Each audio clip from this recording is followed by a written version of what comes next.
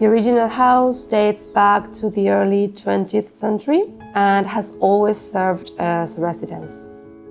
Today, the house works really well for me and my family. Even though it's not huge, the spaces themselves are open and filled with natural light.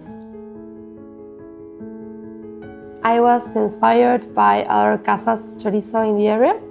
I like seeing the renovations and how they highlighted its original features and preserved as much of them as they could. So during our renovations, we wanted all the new materials to be locally sourced with natural colors that work with the original features of the house.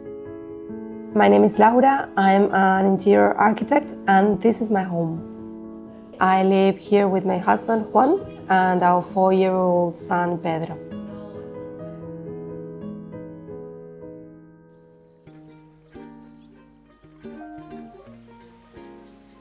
The house is in Temperley, in the outskirts of Buenos Aires. It's a peaceful English-style neighborhood from the late 19th century with mostly low-rise houses. It's also really convenient, with lots of little shops run by their owners where we do most of our shopping. The previous owners had covered up the patio and our main priority was to bring the patio back to life. We also wanted to be able to access all rooms in the house without going through the outdoor space. Our priority was to create one big, comfortable and bright living space where the three of us could spend most of the time together. The house was set up like a typical casa chorizo with rooms all around a central patio. Upstairs, there was a tiny storage room that you could only get to through an exterior staircase. The first thing we did was to tear down the walls that connected the 2 bedrooms in order to create a large living area. We also removed the wall dividing the kitchen and the bathroom to create a larger kitchen.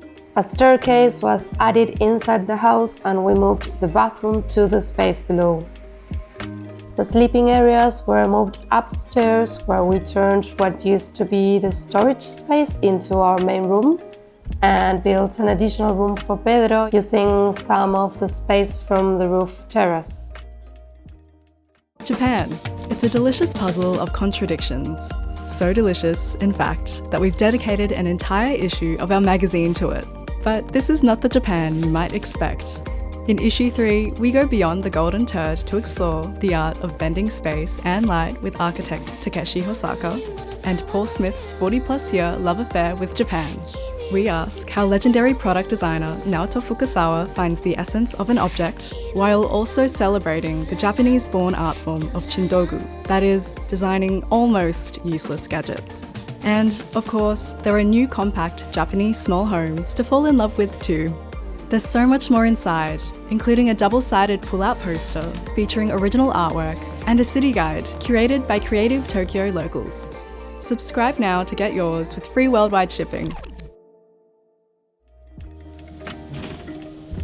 The patio is my favorite part of the house.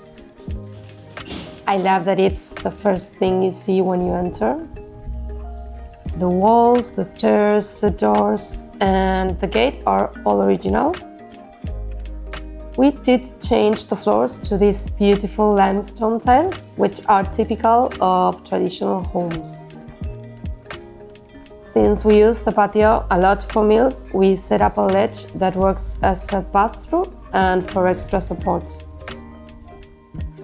We also closed off the space under the stairs so we can hide all of our cleaning supplies. From the patio, the living area can be accessed through 2 sets of doors.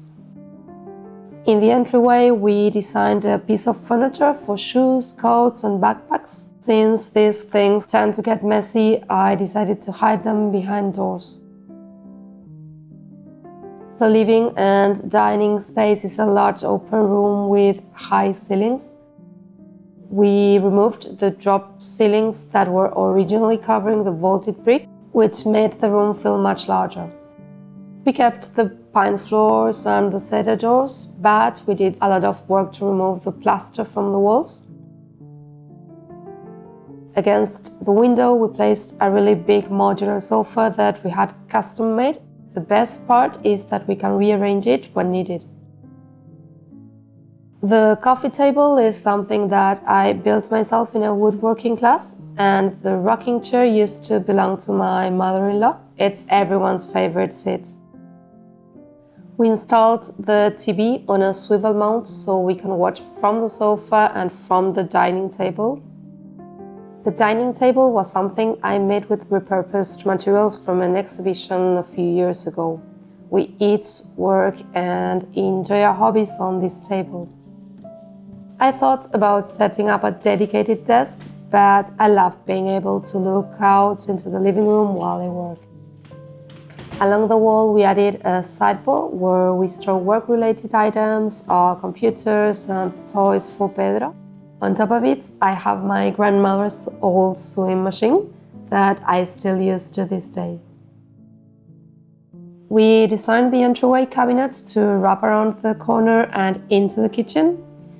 This helps transition between the two spaces and creates some extra storage.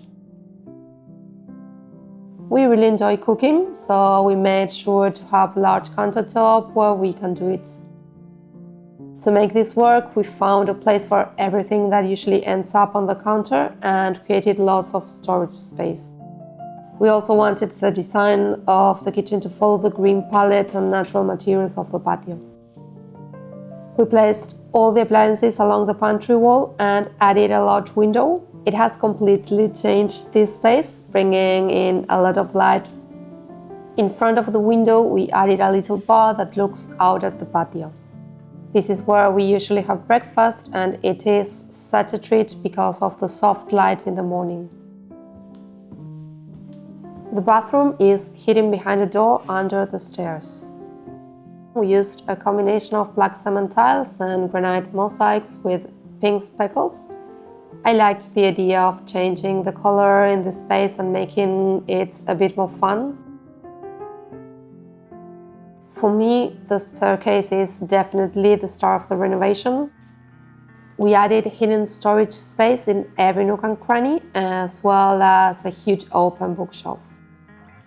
It's not your typical use of a staircase, but it solved a lot of our storage issues and really gives the space its identity. We chose wood due to its warmth, and for the upper section we used metal to let in a bit of light from the terrace. The bedrooms are small, but at the moment it is all we need. We designed them as small, cozy caves to contrast with the open living spaces. We think the transition helps shift our energy before bedtime. In our bedroom, there is a wall-to-wall closet for our clothes, and we added some hidden storage behind the bed for out-of-season stuff. Where the old door used to be, we created a large window that gives us lovely light throughout the day. Pedro's room is the smallest in the house. The space was so incredibly small that we decided to add a short door to give it some privacy without making it feel crowded. We gave it just enough space for his bed and storage for his clothes. We wanted Pedro's room to feel special, so we printed this custom animal-themed wall vinyl. It was a way of making the space more playful. For the floor, we used leftover tiles from the kitchen. He loves his room, especially his Lego shelf and his little bookshelf. We wanted his room to have access to a roof terrace, so we decided to add a second door, which we repurposed from the old storage room. In a few years, we plan to build him a new bedroom where the roof terrace is now and turn his room into a study. When we decided to add the new indoor staircase, we chose to keep the outdoor one as well. We find it beautiful and visually striking. It allows us to have 2 points of access to a rooftop. If I had to define my philosophy, it's simple. The only rule is that there are no rules. If we can let go of some preconceived ideas about how a kitchen, bedroom, bathroom, or living room should look, any space can be transformed into a functional, cozy place full of personality. Sign up to our newsletter for subscriber-only content and exclusive offers. Visit nevertoosmall.com/subscribe.